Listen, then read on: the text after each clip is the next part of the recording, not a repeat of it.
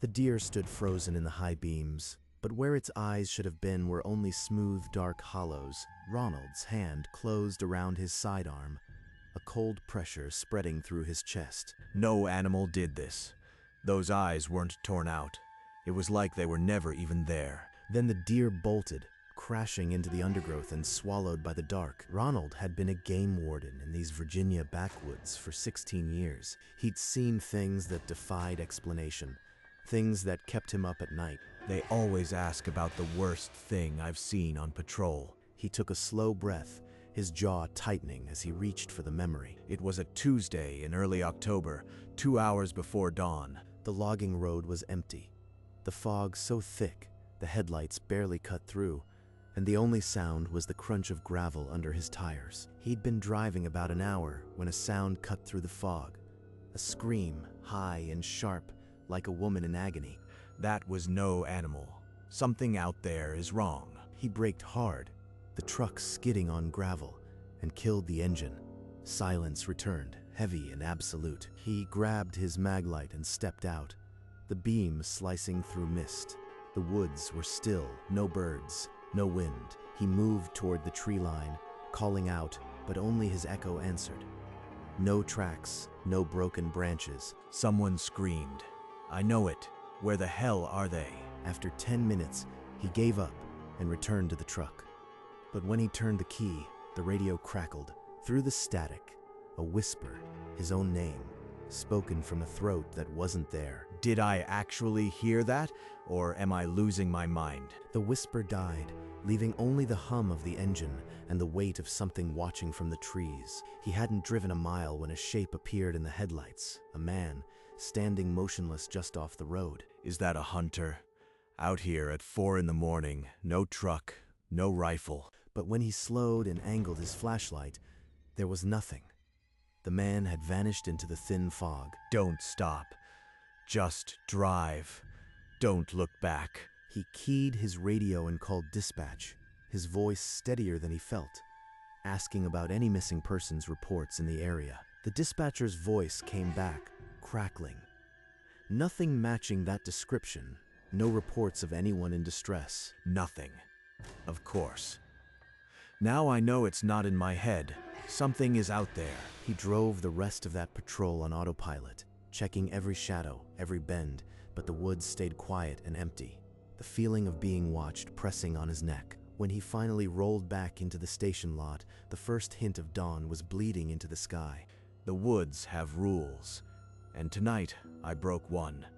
They know I am here. He described the night to a young warden, expecting disbelief, but the man's laugh cut deeper. They think 16 years of patrols makes you jumpy, but I know what I saw. He sat alone with a coffee that went cold, the images replaying in his mind. Something in those woods is pushing back, and I need to push harder. The next shift, he requested the same sector. His supervisor raised an eyebrow, but handed over the keys. I'll find the source. I am not leaving this to some other warden's shift. So he drove out again at dusk, the forest already dark, the road waiting like a scar cut through shadows. The first patrol had been a warning, the second would be a lesson. Ronald couldn't know that on this night. He'd finally have a name for the thing he was chasing, and that name would be older than he ever imagined. Ronald shifted in the interview chair, his voice dropping to a murmur as he leaned closer. That second patrol, it was worse than the first, because it came with a name. 3 nights later, he pulled over a dented pickup with a load of fresh-cut timber on a back road. The driver was a hunter, gaunt and shaking, his eyes darting to the tree line as he handed over an expired license. The man grabbed Ronald's arm, his grip desperate, and pulled him close enough to see the raw fear in his eyes. He spoke in a frantic hiss. "There's 2 men out here who ain't right. 2 hunters, same age now as they was 30 years back." This guy isn't lying. And after what I heard last week, I can't just dismiss it. Ronald wrote every word down. The phrase 2 men circled twice in his notebook, and let the hunter go with a warning. That warning worked its way into Ronald's thoughts, matching the unease he'd carried since the deer with no eyes. Somehow, before he ever saw them, he knew there was truth to it, and that he'd meet those men himself. After that hunter, I couldn't let it go, so I went into the old case files. The station basement archive smelled of mildew and old paper, boxes stacked to the ceiling in the dark.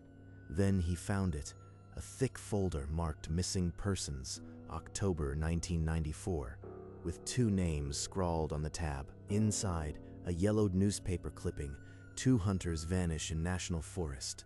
Search yields no trace. John and Michael, both 27 back then. The exact ages the hunter described. He carried the file back to his desk, laying out the photos, the witness reports, the hunt license copies. The faces of John and Michael matched the hunter's description perfectly. Young, unchanged, frozen in time. Could just be a coincidence. Old stories get passed around, turn into legend. That's all. But a cold weight settled in his stomach, because the dates didn't lie, and the faces matched a warning he couldn't unhear. He closed the file, but he knew the names now, and that made the dread real, even if he refused to name it yet. 3 nights later, Ronald's headlights caught a dented pickup, pulled off onto a rutted track. He parked behind it and stepped out, flashlight cutting through the mist toward the silent truck. The driver's door was wide open, the cab empty, a rifle still mounted in the back window. That hunter. His truck's here, but he's gone. Something's wrong. He called out, his voice deadened by the trees. Not even an echo answered. Circling to the far side, he found the gear, a torn pack, loose shells, and a single boot in the mud. No blood, no tracks leading away, just silence. He keyed his radio and reported the abandoned vehicle and the hunter's name from the earlier citation. Dispatch acknowledged, but they never found him. No trace, no trail, only the boot in the truck. John and Michael. Those 2 from the file.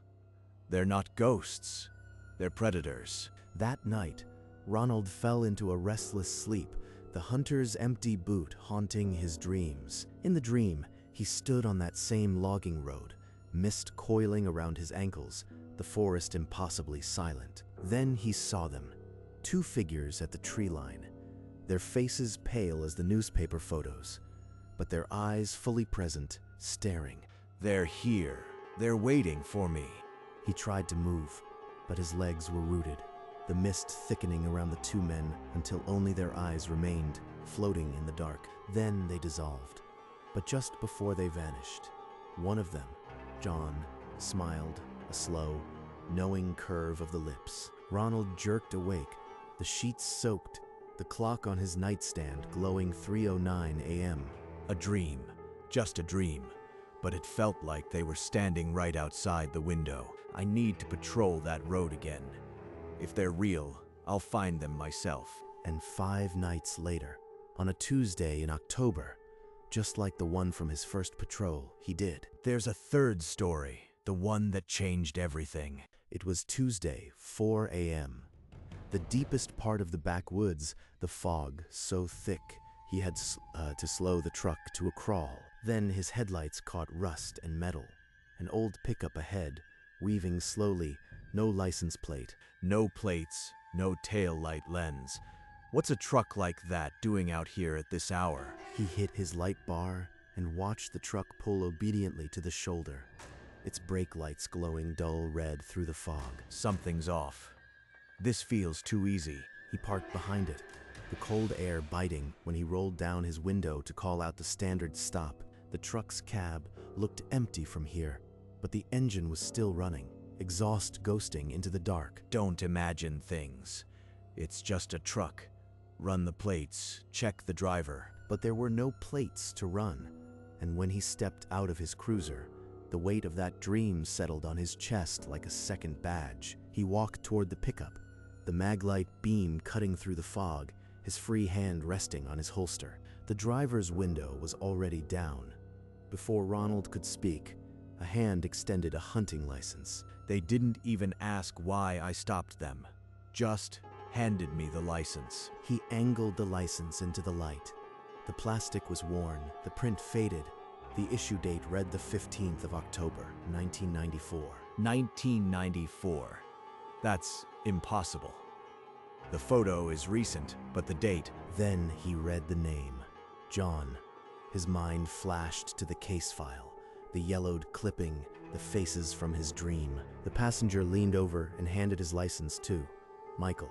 Same date, same youthful face, same impossible stillness. John and Michael, both 27 back then, but they look 27 now. Ronald's hand trembled as he held the two licenses, the proof of something that couldn't be real. I am standing 3 feet from 2 men who've been missing for 30 years. Ronald backed toward his cruiser, the licenses still clutched in his hand, his eyes never leaving the two men. He slid into the driver's seat and yanked the laptop from its mount, his fingers fumbling on the keyboard. He entered the names, and the screen flashed a red alert. Missing persons, 1994. No resolution. Then the radio crackled with the dispatcher's voice. A woman named Sarah, who'd been on the desk for years. Her voice wavered as she read back the file. Both reported missing the 14th of October, 1994. Bodies never recovered. They're not imposters. They're the missing hunters. They haven't aged a day. His hand dropped to his sidearm, the leather of the holster creaking in the silence that followed. He lifted his eyes to the side mirror. The truck still sat there, exhaust curling, the two dark shapes unnervingly still. What am I even dealing with? This isn't a traffic stop anymore. With his thumb on the radio call button, he knew no backup would believe this, but he requested it anyway. His voice a hoarse whisper. Ronald stepped out of the cruiser, his hand resting on the grip of his sidearm, the flashlight beam pinning the two men inside. Step out of the truck, both of you, slowly.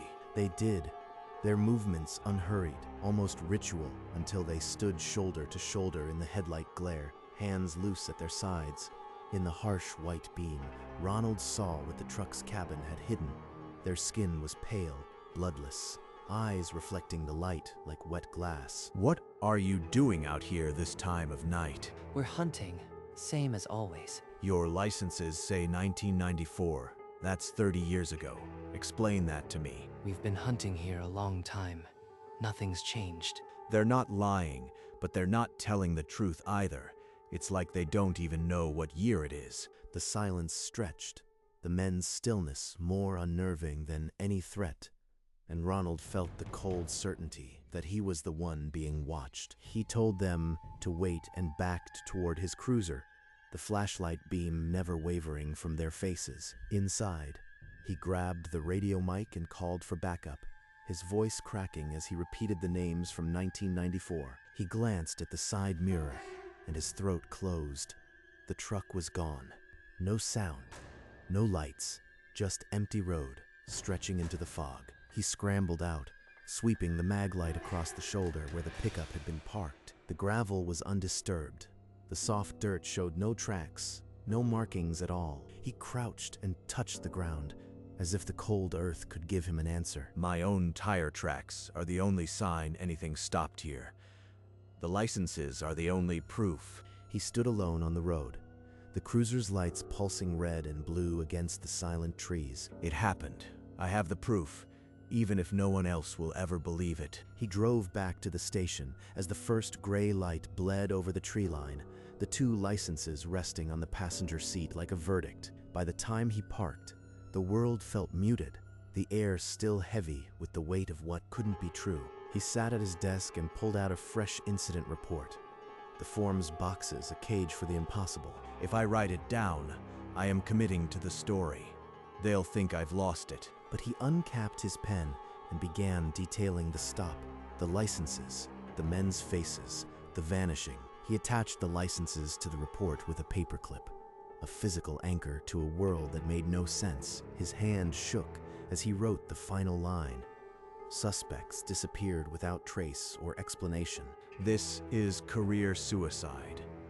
But if I don't file it, I am letting something worse than death walk free. He signed his name, the ink dark against the white paper, and slid the report into the supervisor's inbox. Now there was no taking it back. The report existed. The truth was on paper, no matter how impossible. The report sat in the inbox for less than an hour before Supervisor Tom pulled it out, his hand steady but his jaw tight. He read the first page, then the second, his face hardening not with disbelief, but with a grim familiarity. Without looking up, he lifted the receiver and buzzed Ronald's desk. "My office." Now, Ronald stepped in and Tom gestured to the chair, then pushed the door shut with a click that sounded like a lock. No outburst, no laughter. That silence is worse than anything I imagined. Tom sat across from him. The report opened to the page with the licenses, his fingers resting on the paper clips. He didn't read it again. He just stared at Ronald, his eyes carrying the weight of too many years. He's not going to fire me. That look says he's about to tell me something that'll tear down everything I thought I knew. Tell me everything from the moment those headlights hit that truck. Don't leave anything out. And Ronald realized Tom wasn't asking about a single incident. He was asking about a pattern. Tom didn't answer.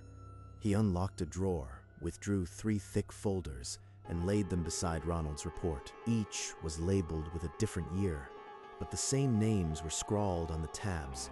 October Surge, unchanged. That truck you pulled over. You are the 4th game warden to make that stop since 1994. Ronald's mouth opened, but no words came. He wasn't alone in this nightmare. He was just the latest. Each one filed a report. Each one saw those 2 men, those same faces, those same licenses. And every time, they vanished the moment the warden looked away. He stared at the folders, the weight of decades pressing down. The horror not just of the men, but of the endless repetition. The typed words on a 1995 report read, "Subjects John and Michael, missing since 1994, appeared at roadside, licenses produced.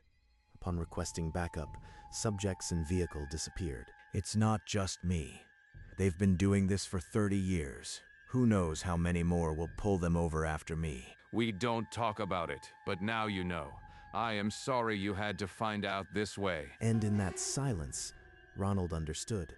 The road would claim another warden, and nothing he did tonight would ever change that. Ronald left the office with the 3 old reports pressed to his chest, the hallway lights buzzing like a warning. At home, he spread them across the kitchen table, the coffee cold, the words blurring as he read the same impossible story again and again. 3 other wardens, same road, same truck. They all saw what I saw, and none of them could stop it. He found a name in the margins of a 1995 report, a retired warden who'd filed the first one. His hand shook as he dialed. I need to ask you about a traffic stop you made in '95. A rusted truck, no plates, 2 men. The voice on the other end went thin and shaky, like a man recalling a nightmare. "Stop pulling them over after midnight, son. Just don't. Nothing good comes of it." He didn't ask what I meant. He didn't need to. He's been carrying this for decades. The line clicked dead, and Ronald sat in the quiet kitchen, the secret of the road now fully settled on his shoulders. He finally understood. The truck would return, and someone would always be there to pull it over, just like he had. The following afternoon, Ronald drove back to that stretch of logging road alone, the sun harsh and revealing nothing. He parked at the exact spot where the truck had vanished and walked the shoulder with his head down. Then he saw it, a faded orange blaze on a trunk, half hidden by moss, a mark no surveyor would leave. He reached out and touched it, the paint rough under his fingers, a sign left by one of the others. One of those wardens marked this spot. A warning, maybe, or just proof they were here. He turned his gaze from the mark to the woods beyond, the same impenetrable dark where the 2 men had dissolved. That's where they go. Not death, not hiding, just waiting, unchanged for the next warden to make the stop. He didn't try to scrub the paint away or add his own mark. He just nodded to himself, a quiet surrender. The road isn't mine. It never was. It's theirs now, and it always will be. He drove away, the orange blaze shrinking in the mirror, leaving the cycle intact for whoever came next. Back at the station, Ronald sat at his desk, the 4 reports stacked before him like a burden he'd never asked for. He ran his thumb over the dates, 1995, 2001, 2011, each one another warden who'd seen what he'd seen and kept silent. Then he gathered them, walked to the file room, and locked the drawer with a key that felt heavier than it should. Tom said, "We don't talk about it." Now I understand why. Some truths can't fit in a report. I am still a warden. I still have a duty. I can't abandon these woods, not after 16 years. So he made a choice. He would keep patrolling. He owed the forest that much, but there would be one hard rule. After midnight, on that stretch of road, I don't pull anyone over, no matter what I see. It wasn't cowardice. It was the only way to carry the secret without being swallowed by it every night. He locked the knowledge away with the reports, but it would always be there, waiting under the silence of his patrols, and Ronald became the fourth warden to learn that some roads are better left untraveled after midnight. And in the interview chair, Ronald leaned back, his story unwinding to its end, the coffee gone cold hours ago. I still patrol that road. Every shift, I drive the same stretch. But after midnight, if I see a pair of taillights, I keep my foot on the gas. I don't have it in me to pull that truck over again. He didn't blink when he said it. The fear had settled into something quieter, something permanent. The road is empty now, every night. Not a soul. But that doesn't mean they're gone. It means they're waiting for the next warden who doesn't know the rules. He looked past the camera then, as if he could see that logging road stretching out into the dark beyond the walls. Some things are older than the law, and they don't answer to a badge. The interview ended there, but the story didn't. It was still out there, idling in the dark, waiting for the next set of headlights. Ronald pushed back his chair, but before he stood, he offered one last thing. The woods have rules. I broke one by stopping that truck. I can't explain it. I don't think anyone can. But I know now that some stretches of road aren't meant for us after dark. He didn't sound shaken. He sounded like a man who'd accepted the boundary. If you are ever out there, on a logging road after midnight, and you see a pair of taillights, just keep driving. Don't stop. Don't look back. Then he was gone. The chair empty. The room silent except for the hum of the old lights. Outside, the woods pressed in, knowing, patient. And somewhere on that road, a rust-streaked truck idled in the dark, waiting, the same logging road, hours before dawn. Ronald's patrol truck moved through the fog like a slow exhale. No traffic, no radio chatter, just the hum of tires on gravel and the weight of what he knew. The orange blaze came into view on the tree, its paint old and flaking, a marker no map would show. He let off the gas. The truck slowed, its headlights brushing the tree for just a heartbeat. Then his foot found the pedal again, and the truck pushed forward, leaving the mark behind. The road lay empty in the moon's cold light, the orange spot a faint scar on the trunk, witness to the rule he now kept. No truck appeared, but the silence was not empty. It was waiting, the frame held on the curve of gravel, the moon bleaching the asphalt, until the image began to dissolve. The silence filled with radio static, a low hiss that swallowed the night, and then, nothing.